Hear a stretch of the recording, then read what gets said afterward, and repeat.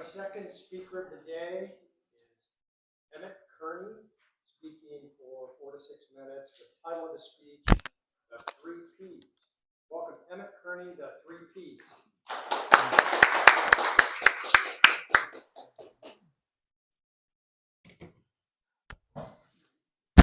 Is this working?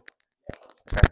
Morning, everyone. My name is Emmett Kearney, and for my icebreaker, I've titled it 3 Ps. So we're going to talk a little bit about my past, present, and then future. So past, I was born in Tampa, Florida, as well as my 2 younger siblings. My parents moved us to San Diego in 2003. I was going into 5th grade, so I grew up in San Diego, went to Purdue for mechanical engineering, and rather than tell you what I did, I figured I would show you. Big day for show and tell, as Gary had a lot of stuff as well. But I worked for med device companies, so the last company I worked for was a neuro company, and I would say they are selling shovels to the gold rush. The gold rush in this case is treating diseases that are in the brain, and the shovels are things like this. It is a targeting device that helps you get the therapy to the right place. So, So pharma companies are really good at making drugs that will treat rare diseases, Huntington's disease, glioblastoma, other things, but they have no idea how to get it to the brain.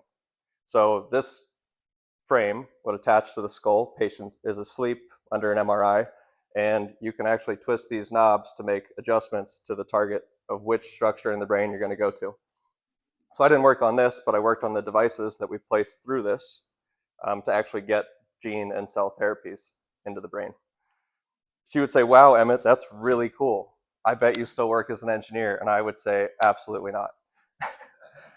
I knew my sophomore year of college that I had zero interest in being an engineer long term, but stuck it out for about 8 years. I pivoted and said, I'm going to go to business school. I want to be a general manager of a med device company. And after taking the GMAT 3 times, writing my essays, doing college visits, I realized I didn't want to do that either. So what I did find is I really enjoyed working with people, and I really enjoyed personal finance. So becoming a financial advisor was a perfect fit for me. So that's the past. Present, now working as a financial advisor. The reason I found Toastmasters is a majority of my marketing is financial education workshops. So for corporations, it's 40 to 45 minutes on topics that are very boring, in my opinion. Things like budgeting, managing your finances, stuff where as soon as you start talking, people's eyes glaze over, it goes over their head. So I wanted to come to Toastmasters to learn how to interject anecdotes, make it a little more interesting, and give people some actionable advice. In my personal life, I'm really close with my family. My younger sister is a police officer up in Redwood City in the Bay Area, and my younger brother is an engineer for Fox. They make shocks for cars and motorcycles. I also have 2 roommates who are a little bit older, but they're incredible. They make dinner every night. If I ask really nicely, they'll do my laundry. They are my parents.